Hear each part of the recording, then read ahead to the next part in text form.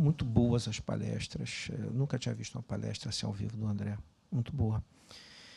Tem um ponto para coisa de infraestrutura que tem um lado da demanda. Tem uma mudança pós-80, que é uma ideia de que você vai ter a infraestrutura sendo executada, quem vai estar pegando o empréstimo, seja do Banco de Desenvolvimento, seja pegando no setor privado, vai ser uma empresa privada, certo? No lugar que tem a infraestrutura ali, a gente teve, Felipe, viu uma palestra do Albert Cadle, certo? E uma coisa que ele perguntava depois, a seguinte coisa: cadê as empresas brasileiras, as authorities, que o grande exemplo dele são as empresas chinesas que são empresas públicas, mas que não estão dentro do orçamento público, e o exemplo que ele dá é a New York Port Authority e a Tennessee Valley Authority, isso assim, eu diria que a coisa mais próxima que a gente teria seria uma Itaipu nacional. Mas tem um ponto que é esse: há uma mudança do mundo pós-80, pós a implantação de uma ordem neoliberal, que o Estado não pode fazer o investimento. Certo? E se você não tem um Estado para fazer o investimento, se o Estado está limitado no que ele vai fazer de gasto, eu não sei se o setor privado, mesmo tendo financiamento público, facilitado, vai querer fazer esse investimento. E aí eu não sei se é uma questão também de, volto ao ponto da coisa de longo prazo, porque você tem uma série de... todo o universo de unicórnios que acontece hoje nos Estados Unidos está acontecendo com investimento com uma lógica de longo prazo. Certo? Mas está acontecendo com uma lógica de longo prazo na perspectiva que você vai ter um lucro realmente fabuloso. Você não vai fazer um investimento de longo prazo no que é uma atividade corriqueira. A menos que você esteja aquele problema que está tendo da coisa de investimento nos Estados Unidos, que você faz um investimento público, você tem uma garantia de coisas que foram privatizadas, serviços que foram concedidos e estão sendo devolvidos, assim, que houve uma coisa que o pessoal está achando que a grande jogada de ganhar dinheiro com aquilo, a motocicleta que estava sendo traficada, era exatamente você emitir os bondes segurados e você ganhava o bonde com o segurado e depois você vendia aquele bonde com o seguro, isso assim, e depois chega de um tempo, você entrega aquele serviço que foi concessionado, que não vai dar lucro, não vai funcionar, isso assim. Então, acho que há um problema da gente encarar, pelo menos para mim, quanto a isso, certo? Eu acho que se a coisa de infraestrutura vai ser feita, eu acho que tem uma questão dessa, você relegitimar o Estado a conduzir os processos de investimento em infraestrutura em si, que possam ser privatizados depois, não interessa. Mas, se você não fizer isso, eu acho que não desata esse nó. Tá? E...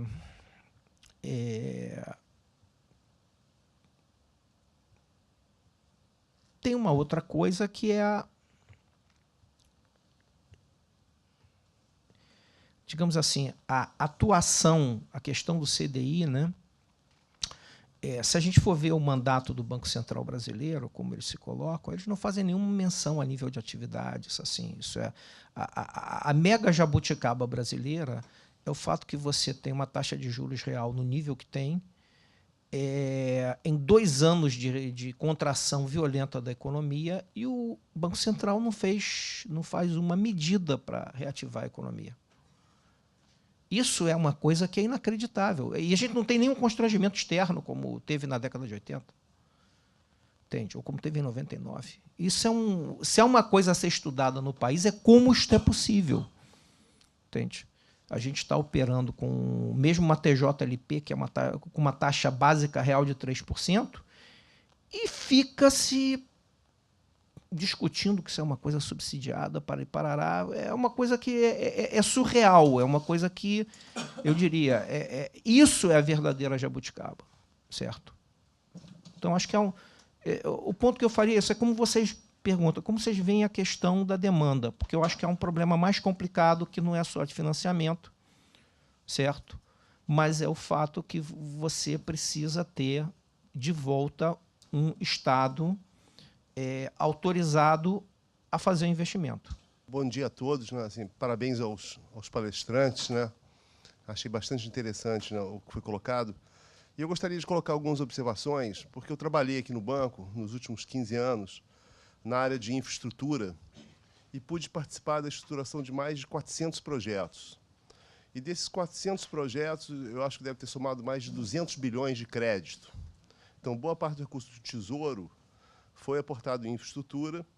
E, nesse sentido, também tem uma visão keynesiana, de que você não precisa ter poupança, você precisa ter funding para realizar o investimento.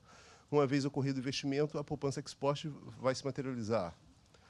E na infraestrutura, o que a gente desenvolveu, pelo menos a percepção que eu tenho, é que de 2003 até 2015, estava-se num ciclo crescente de investimento em infraestrutura no Brasil, puxado pelo setor elétrico, principalmente. E as questões regulatórias do setor elétrico, em 2004, ajustadas, etc., permitiram que vários projetos greenfield se implantassem em PCHs, em energias renováveis, grandes hidrelétricas, grandes tickets. O BNDES financia Giral, financia Santo Antônio, financia Belo Monte, projetos de mais de 10 bilhões de financiamento, que não aparecem nas estatísticas internacionais como sendo Project Finance, e todos eles estruturados na modalidade de Project Finance. E todos eles, assim, a maior parte, eu diria, 80%, como sociedade de propósito específico, de controle privado. E muitas delas com parceria pública, Eletrobras, enfim, e outros players. E o setor elétrico assim, aumenta a participação do investimento. Eu posso dizer, pela experiência que eu vivi. A experiência que eu vivi em 2003, a gente desembolsava aqui no banco para 55 projetos. Em 2015, a gente passou a desembolsar para 220 projetos. O número de valor de desembolso direto subiu de 4 bilhões para 30 bilhões de desembolso.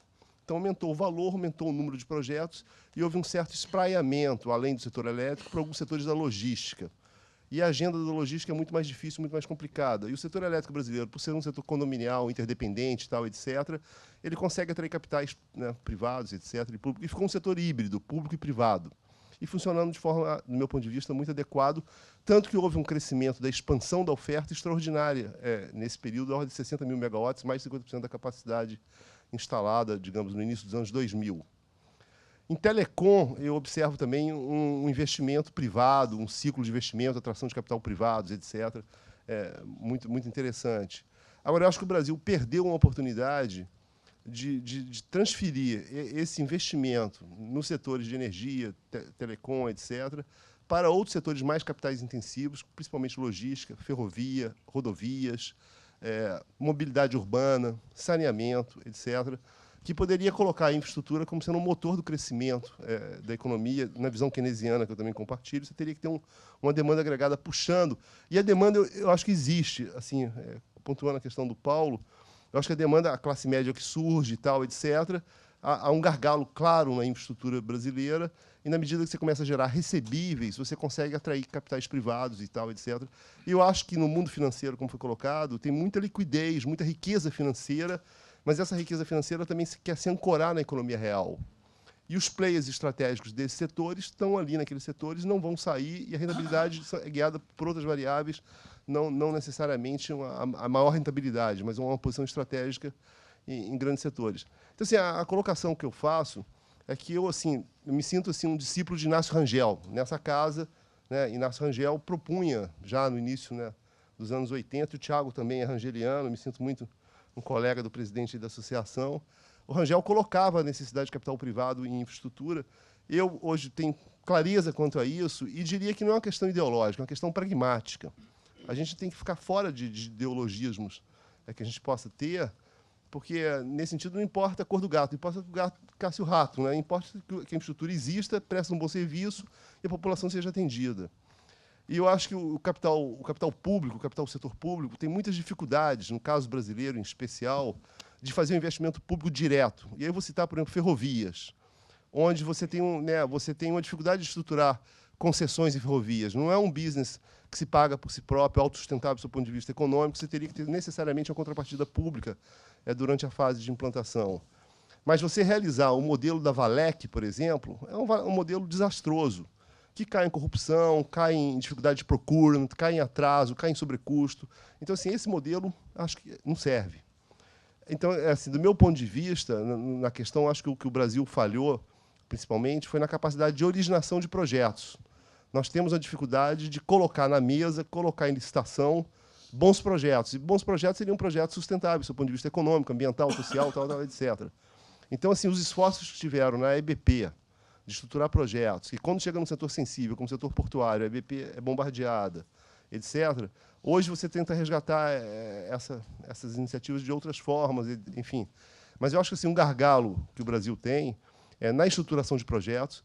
Essa estruturação de projetos, tentar atrair capital privado tanto quanto possível, e isso vai estar associado à questão institucional, modelagem regulatória, etc., que é uma fragilidade que nós temos historicamente, mas que temos boas experiências em alguns setores, como no setor elétrico, tal, etc., que deveria ser replicada para outros setores. Tem questões que passam por questões constitucionais, por exemplo, a questão regulatória. Em saneamento, por exemplo, será que esse modelo com concessão municipal vai conseguir avançar? A questão do gás, que eu estou trabalhando nisso agora, a distribuição de gás, distribuidoras de gás, é algo bastante complicado em termos regulatórios, etc., que talvez você não consiga avançar e desencadear o investimento sem ter uma mudança regulatória mais profunda, né?